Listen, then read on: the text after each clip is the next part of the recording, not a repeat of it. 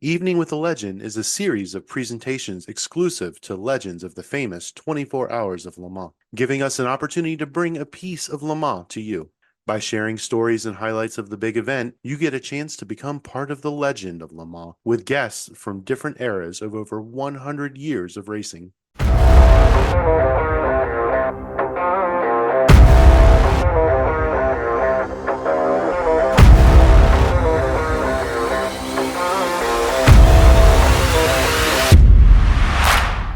Doc Bundy is a renowned figure in motorsports and has left an indelible mark on the iconic 24 Hours of Le Mans throughout his career. His journey at Le Mans also spans multiple years and teams, each marked by displays of exceptional skill, determination, and sportsmanship. Doc's driving record reflects a remarkable consistency and competitiveness on the legendary circuit, where he has navigated the grueling endurance race with precision and flair. Whether piloting prototypes or GT cars, Doc's performances have often been characterized by a blend of speed, strategy, and resilience, earning him admiration from fans and fellow competitors alike. This Evening with a Legend was hosted by David Spitzer, a member of the ACO USA, and who you might recognize as one of the pit reporters from the 24 Hours of Le Mans.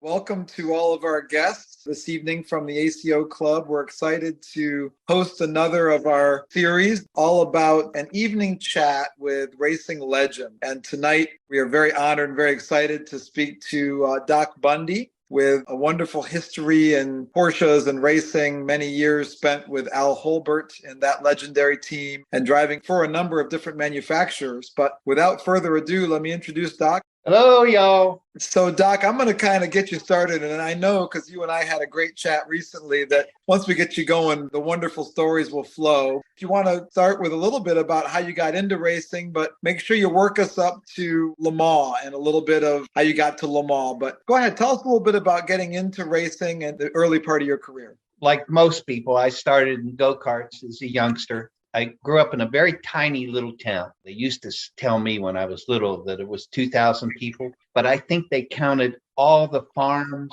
and all the farm animals in that number.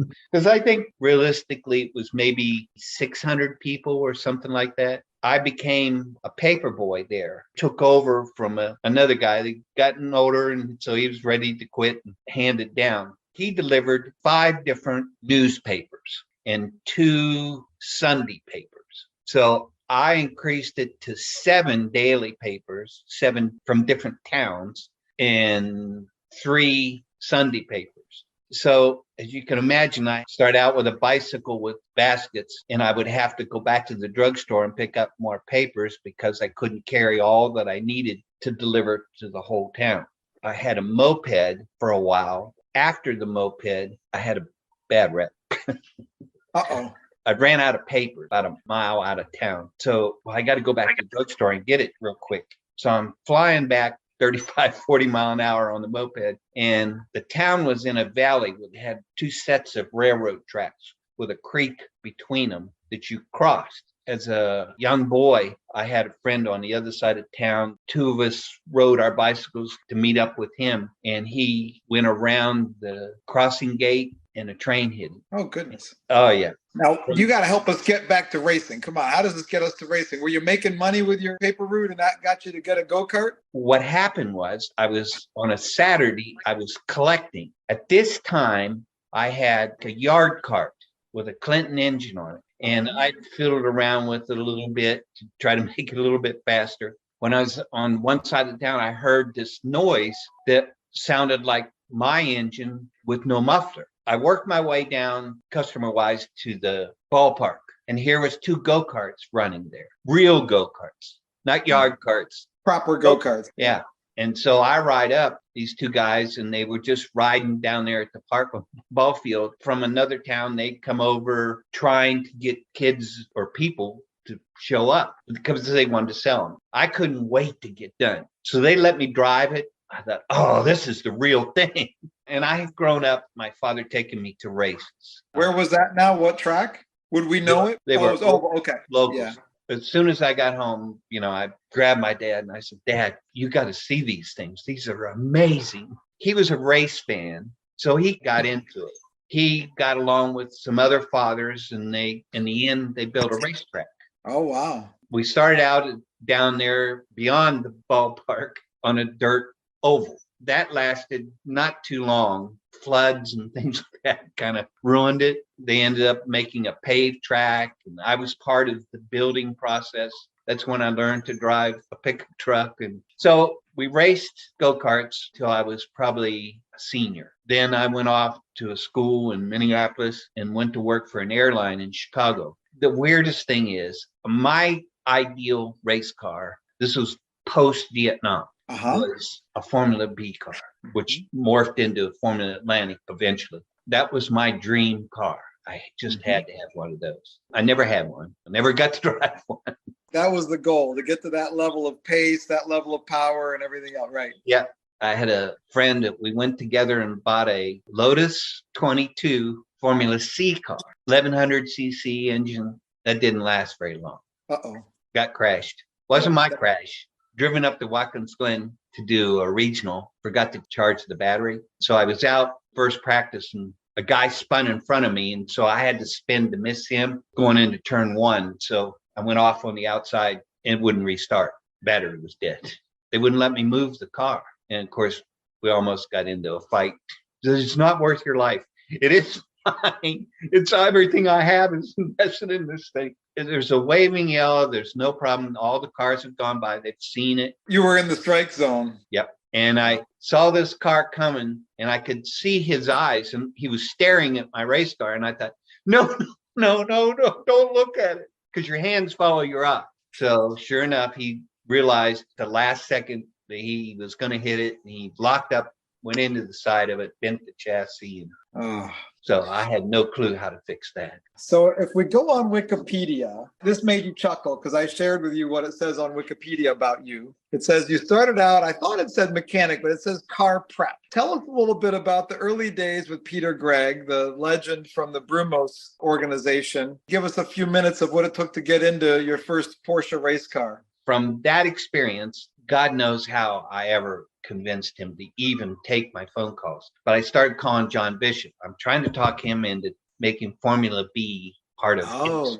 IMSA was new at the time. And so that was my goal. And I call him all the time. And he took my calls. I don't know why. Bless that man. Everybody talks about him being a saint. Now I've got more evidence. It was him or Peg would answer. Usually Peg would answer. Sometimes he would. And she would say, okay, Doc, just a minute. I'll get John. And he would take the call. So and eventually what he did is he said, Doc, he says, you got great ideas, very enthusiastic, and you need to get experience. You need real world experience. You need to go work for a race team. So after the crash of my car, I didn't have a choice. Quit the airline, called Peter Gregg out of the blue. I picked him because I wanted to be in IMSA. To me, it was either Roger Penske, but I was afraid of Roger Penske because he looked too military oriented and I'd come out of the military. I didn't want to stay in there. Or Roy Woods, because he ran 5,000 Trans Am in Can-Am, which was great racing. But I wanted to be in IMSA. I saw an ad that said that Peter Gregg was looking for people, a gopher. I called Peter. He said, well, if you'll come down here to Jacksonville, I was up in Ohio at that time. If you'll come down here to Jacksonville, he says, I've got about 7 of you guys I'm going to try out. And he says, whoever works the best, that's who I'm going to hire. Well, that was simple to me because, you know, I'm a returning vet. I could outwork anybody. So I didn't have anything. I go down there, get to the shop. They're getting ready for Sebring. And they'd already won the 24 hours. So I lived in the race shop for a couple of weeks. And then we went to Sebring and we won there. He sold that car and we got another new car for the next event, which was back then Road Atlanta. We went there, we won there. So we won 4 races in a row. Now, he hadn't hired me officially, but after each race, because he won or set on the pole, one or the other, he gave us each $100. And I had something to live on. When I came back, I couldn't keep living in the race shop. One of the other guys that got hired, his dad was the sheriff of Duval County, which is the whole city. Right. And his mother was a doctor. Later on, he becomes a FBI agent. So that's how I started with Peter. I just outworked everybody. And I would stay in the shop. There was a little MG dealership in front of the warehouse where the race shop was. I would go over there because they had a shower and I could shower in the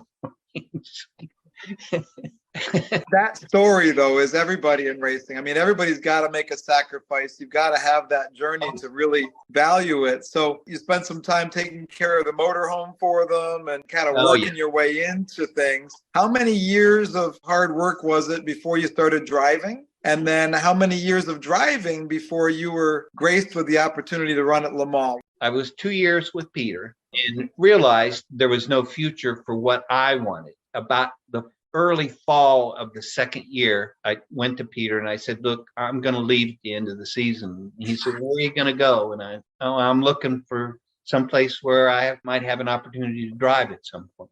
And he goes, it's never going to happen. He says, I've met your family. They have no money. He says, who's going to give you a $50,000 race car to learn to drive? And I go, I know how to race like that.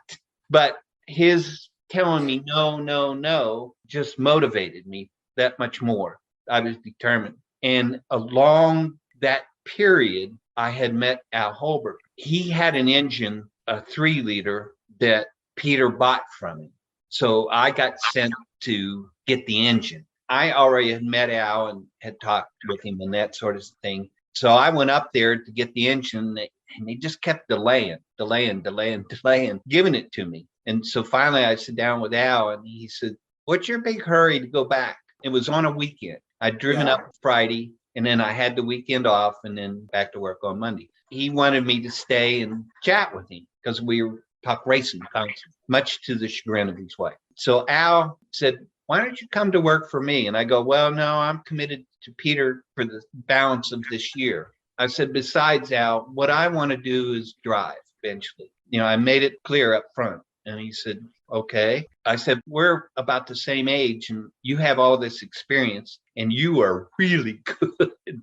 I could never drive with you because I have to go through the learning phases. He eventually convinced me because I finished with Peter at the Christmas party. I actually got a handwritten letter of recommendation. Anytime you ever want to come back, we'll welcome you. And I said, well, I hope I won't be back unless you're hiring me as a driver. And he laughed and we parted on friendly terms. I didn't want to go to work for Al because I just didn't think I would have a future there. Didn't feel like I had a lot to offer. But he kept calling. How would you view this happening? How do you view that you could get to drive? And I said, well, I have some ideas about sponsorship and I'll search out sponsorship. I can help on the race car, but I'm not going to be a mechanic. Brumos tried to make me a mechanic. I didn't want to be one. I learned to do things. I disassembled 917 engine, Can-Am, with the real mechanic. He made me take everything apart. And I said, how are we ever going to get it back together? He just laughed. He says, I'll put it together. Don't worry. I just knew enough and could do enough to understand mechanics. I knew the cars because I would turn just enough wrenches to learn the cars. Eventually, Al convinced me to come to work for him. That next year, still living in Jacksonville, he had me come down to Daytona and he says, we'll move you to Pennsylvania after the race. We did pretty good in the race. I don't remember where we finished that first year, but we were in contention through a lot of the race. And I think it had some kind of a problem that we lost time. And then we get up to Pennsylvania. He moves me in the house with him and his wife and 2 children. I was there for probably about 2 months, finally got a place of my own. And in the meantime, I started learning how to promote Al. He didn't have much of a reputation then, other than he was Bob Holbert's son. His father was a pretty successful racer. Father was a wonderful guy. But Al, like most sons and dads, the 2 of them didn't always get along. So he would always put me in the middle, Al would. And I didn't want to be in the middle. And he treated me like a brother. And he felt like a brother to me. So we got really close. So I started making sponsorship deals. They were small deals, but nevertheless, brought money to the team. And then I developed a press kit. I went to Penske because of his connection to them over in Reading.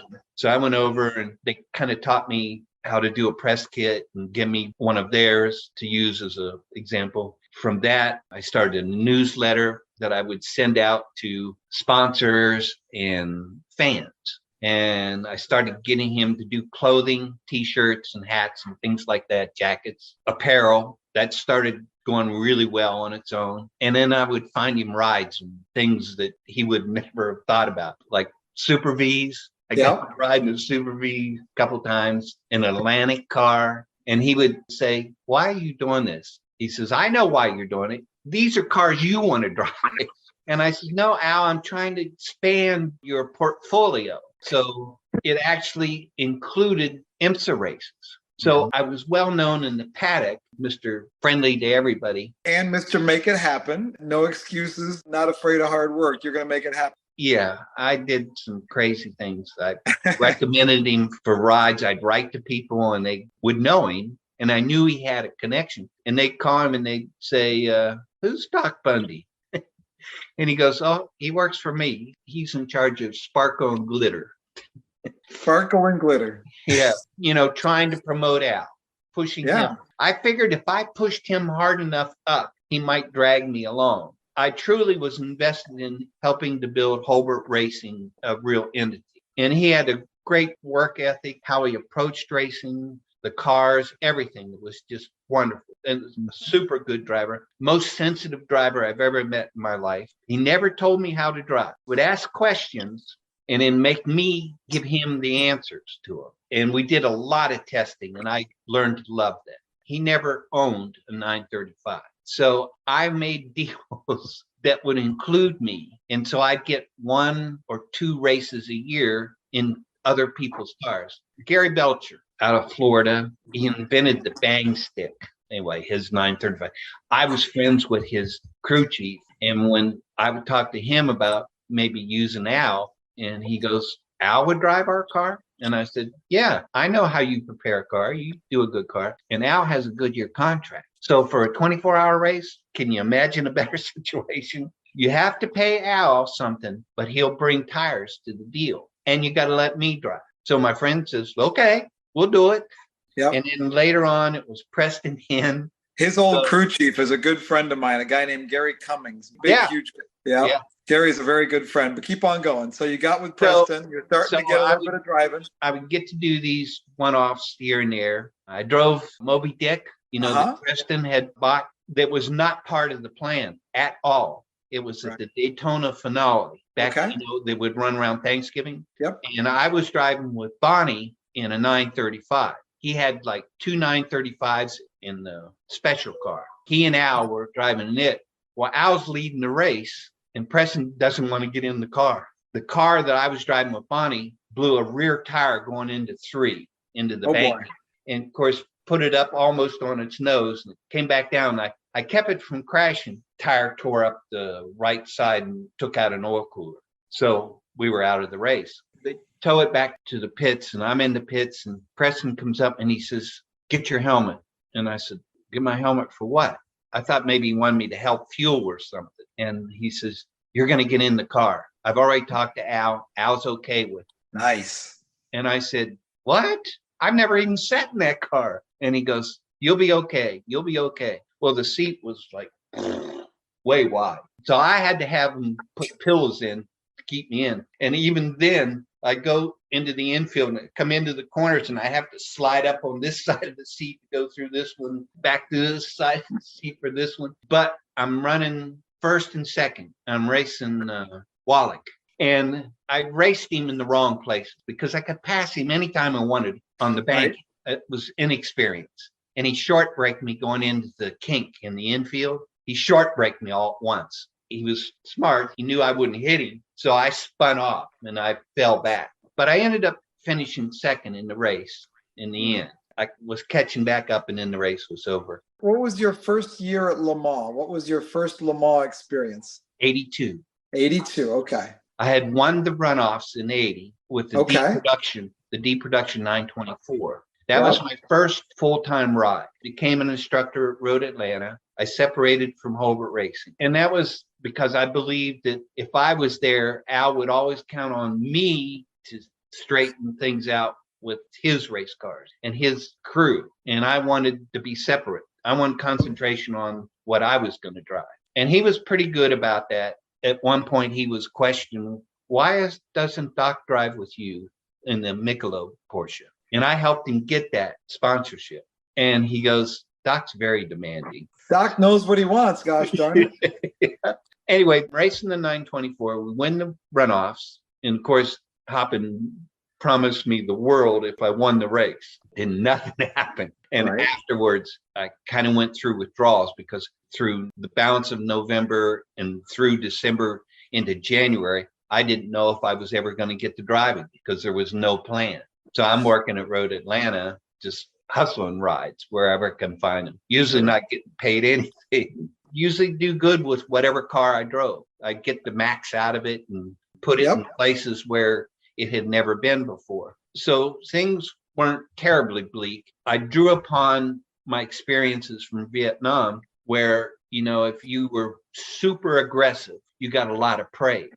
You go out and shot people or created good situations for the Army, then they praise you a lot and put you on a pedestal and all that silly stuff. So I realized, okay, I'm going through that here in peacetime in racing. Then it was decided, okay, the 924 turbo's coming out. So we got one of those. Al was playing with stock cars at that time. I still said, well, we have to do sports car racing too. You know, that's your roots. And I said, I hate stock car racing, the rules and all the crap that you go through. I would threaten to leave so many times. You know, we were a northern team, so we got a lot of crap. We don't cotton to your kind around here, Yankees, right? Yeah, they liked Al, but I was not as personable. And I would tell Al, I say, you know, when I pull into the NASCAR track, I know it's going to be a battle that it's not fun. So I didn't want to continue doing it. After that, Porsche offered him a deal to run the 924 Turbo. And it was going to be him and I, because now I'm at a level that I don't hold him back. Not necessarily quite as fast, but I'm not far off. And he picks Rick Mears as the third driver. Wow. Yeah. And I'm going, oh my God, what are you doing to me, Al? I got to drive with Rick Mears. We go there, and Porsche's running Porsche Motorsports, and he's making a big deal about the 924 in this team. And so we have to do a press conference. And so we go over to the tower, do a media thing. On the way there, Al goes and says, okay, you're going to be team leader in this. And I said, what? And he said, you're going to be the team leader. Rick and I have already talked about it, and Rick agrees. And I said, okay, whatever. So we do the news conference, and they ask Al questions, then they ask Rick questions, and they started asking Rick about Indy cars because the IndyCar season hadn't started yet. He says, I'm not here to talk about Indy cars. I'm here to drive a Porsche. And the team leader is Doc Bundy. He says, that's who you need to direct your questions at. And I was floored. To get any kind of respect from somebody at that level blew me away. We didn't do so well in the race. We had problems with the car, but we did finish. I don't know where, but we did finish. But that led on to me running Trans Am races with the 924 Turbo. And because I did that, obviously got experience running the 924 Turbo, and that was the BF Goodrich car was the 924 Turbo that Buzz put together with BF Goodrich. And I knew all the BF Goodrich people from IMSA racing. Yep. So I knew them all. So when they asked me if I would drive, you know, I said, sure. A little different schedule. It was Daytona and Sebring and Le Mans. So I was going to say, the first time you went to Le Mans, was it in that 924 Turbo? Yes. And the livery on that car was BFG? Yes. So we had run Daytona. I think we finished. And then we went to Sebring, and I was given a new teammate, James Brolin. Oh, wow. The movie star. Yes. And he may have been at Daytona. I don't remember that. If he was in the other car. He and I were together at Sebring, and during night practice, he hit a pig. Oh, that's a bummer. And it wasn't his fault. Somebody had brought it there as a pet, and a dog chased it. And, you know, being around racing, we had a lot of what we called agriculturals. You know, when you're driving a race car, you're committed. And if an animal gets in the way, it's an ugly scene. You know, it's just, there's nothing you can do. You know, it's horrible for that pig. And it's a pretty dense thing to hit. I'm sure it tore up the race car real good. You know, I'm on the radio. I'm out of the car. obviously James is out there. And it happened right after the hairpin, then the high-speed S's. It was in the high-speed S's where it broke. I can picture it. Yep. You know, you're fast there. You're flat out. Sure. It freaked him out pretty much. I figured it totaled the car. First, when he called in, he said, I've been in a wreck. I just hit a pig. And you're like, what? James, where are you? Because I figured he ran off somewhere in the back straight and missed that corner back there. It wasn't that. He says, I'm just outside the S's. And I said, after the hairpin? And he said, yes. I said, are you okay? He says, yeah, but the car's really messed up. Oh, boy. Says, I can't drive it back. Obviously, they had to stop the session and load it on a flatbed and bring it back. The crew repaired the car. They pulled the frame out and finished the race. And after the race, you know how the paddock's open. People from over there can get into the paddock. And these people showed up and they said, can we talk to James Brolin? James was in the motorhome. And I said, no, I don't think he wants to talk to anybody. He's pretty shy. And they said, well, we brought him a plate. And it was a pig. And I said, no, I really don't think he would want that. Was it cooked or was it raw? So I go in the motorhome. I was trying to be nice to them. So I go in the motorhome. I said, James, I think I know what you're going to say, but would you be interested in eating some pork? And he goes, what? What are you talking about? And I said, the people butchered the pig and cooked him, and they brought a plate over they want to give to you. And he says, I don't want to meet him. And I said, I understand. I said, I'll take care of it. So I went back out and I made apologies and everything. And I said, but I think the crew might. Oh, heck yes. That crew was going to relish every bite and tell that story for 100 years. They did. That's as good as it gets. That's Sebring through and through, isn't it? Yes. Yeah. So from there, then I ended up at Le Mans. And Le Mans was unique. It was my first visit, so I had so much to learn. There's so much going on. You're there very early, go through tech stuff and all that goes on. We have Jim Busby, me, and Mignot was our French driver because they wanted a local driver. Always a good idea to grease the skids when you go to Le Mans to put a French guy in. We had Christophe Tanceau and the Corvette guys had Franck Frion. Always the same thing. You pick a good French driver and put him in, and it just makes everything a lot easier at Le Mans. Well, Mignot, he'd run many times in the race itself, everything. Yep. Mostly Porsches, but every model of Porsches. And he was the head instructor at their school there. So he knew everybody by first name. Perfect. So he thought it was kind of a shoot. Well, guess what? The engine let go in night practice, and he had only had 2 laps when it let go. We didn't really think anything of it. We weren't surprised the engine let go. A little disappointed. I'd gotten my laps in. Jim had gotten his laps in. But then Jim got in the second car. Back then, if it was a team car, you could move over and do laps in another car. Yep. So he did that just to get experience in the other car, the Herman Miller car. Make a long story short, the ACO decided there was only one driver, me, because we had turned a lap time fast enough to be in the field. Not very far up because of the car, but we were right up with all the other 924 turbos in the race, on race tires and all. And we qualified on the street tires, though BF Goodrich had brought us a set of, they removed the sidewall, but I think they were Dunlops, slicks, in case we needed them, but we never needed them. We were fast enough. Wow. They interpreted by who told them, you know, it was one of the officials at the pit, said, well, he got in the other car. So he's driving the other car. So there was a big thing, and Porsche was involved, BF Goodrich was involved all day Friday. And finally, we got reinstated. But they didn't tell us. And they said, well, be ready to do warm-up in the morning, just in case. Change our minds. They said, well, there's only one driver, and he can't do that. So they argued, no, we didn't take Jim out of that car. And they said, well, Mignot didn't do his required night laps. In the end, they let us start last, and it was Jim and I. In morning warm-up, it had rained a little bit, so the grass was wet. I went off in the Porsche curves. The back end hit the guardrail, and it broke the tail light. We didn't have a spare tail light. So Porsche goes, we know where there's one. In the parking lot. It was Derek Bell's car.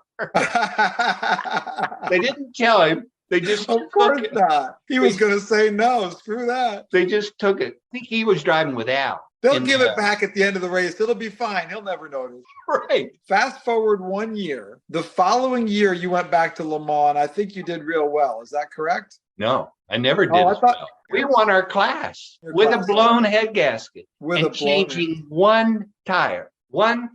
For 24 hours? Argued with the BF Goodrich guys. I said, no, we can't change it. It had a very slight cut in the sidewall on the right front tire. And I said, oh, no, we can't change it. It's Sunday, it'll make it. It's as good as the other tires other than that little cut. And they go, we cannot risk it. So they changed one tire. So it was you and Busby. With a And- blown head gasket. And Mignot didn't get in the car. Never got in the car. And the two of you guys with the same set of tires ran the whole 24 hours and won your class. Yes. And it Legendary. came down to a race at the end with Billy Hagan. We were in the same class with Billy Hagan's Camaro. I was going to say that had to be a Camaro if it's Billy Hagan. They kept breaking gearboxes.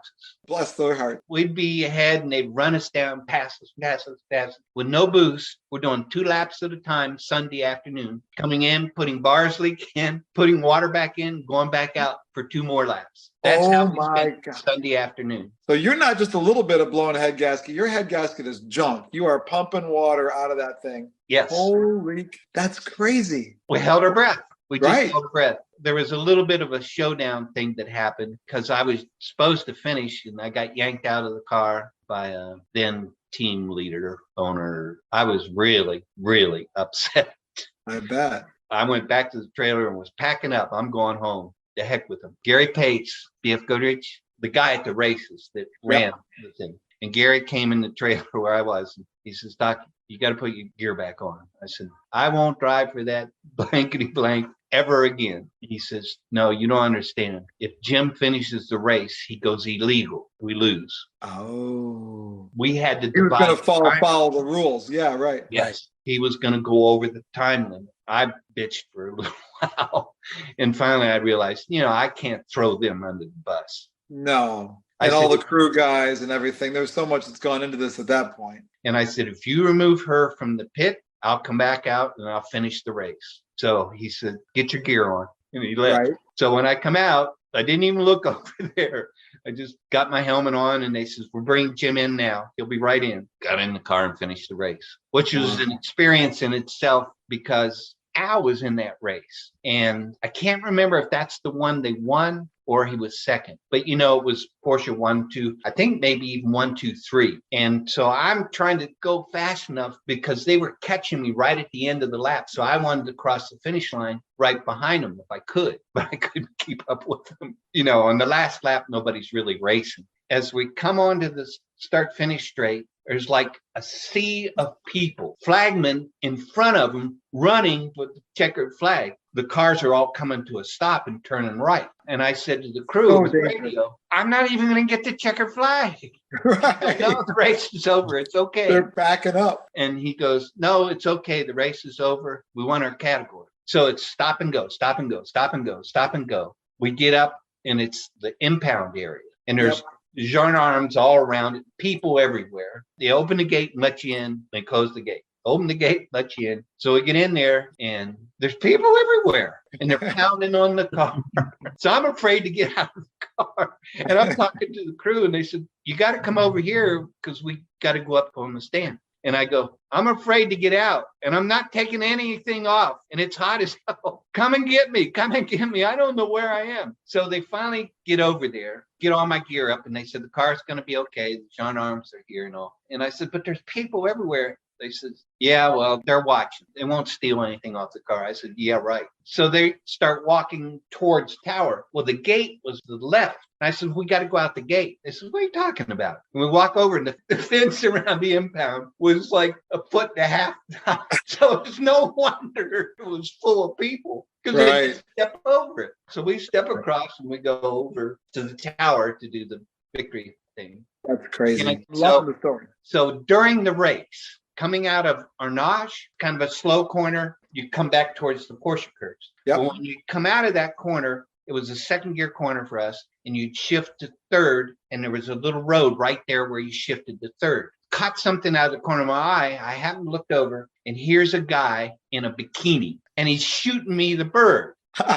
Then I'm shift third and I'm gone. And I'm thinking, did I really see that? Right.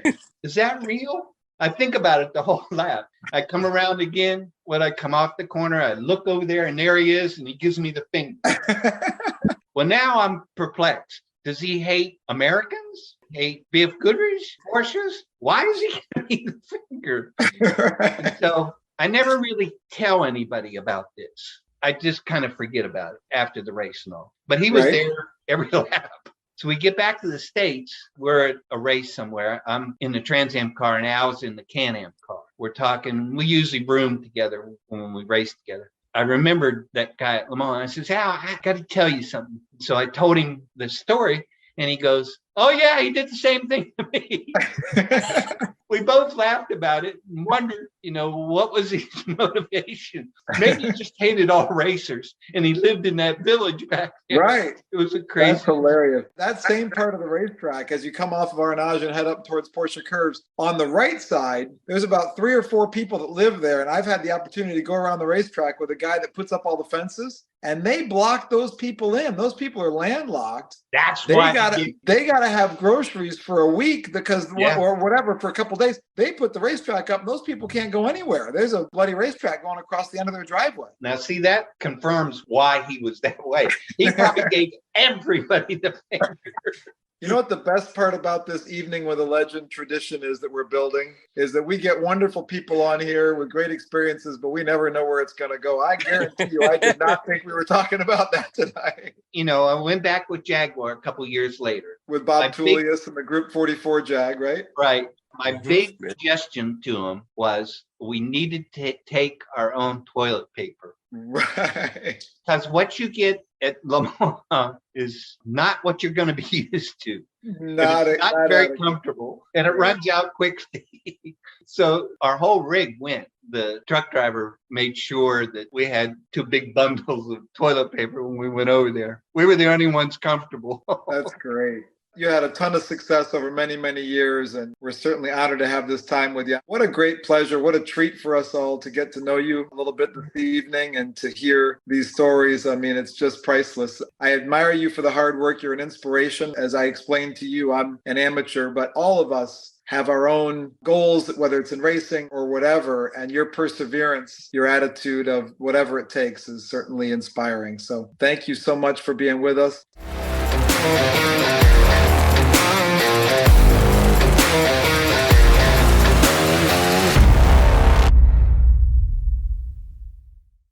This episode has been brought to you by the Automobile Club of the West and the ACO USA.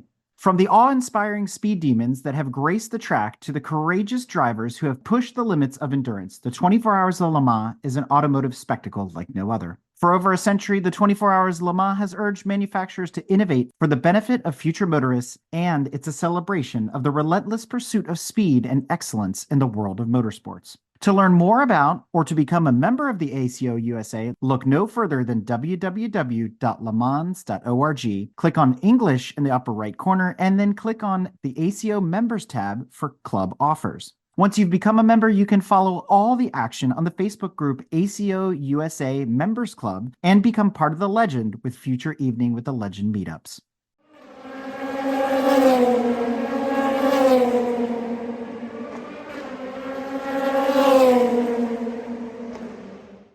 This episode has been brought to you by Grand Touring Motorsports as part of our Motoring Podcast Network. For more episodes like this, tune in each week for more exciting and educational content from organizations like the Exotic Car Marketplace, the Motoring Historian, Break Fix, and many others. If you'd like to support Grand Touring Motorsports and the Motoring Podcast Network, sign up for one of our many sponsorship tiers at www.patreon.com/GT Motorsports.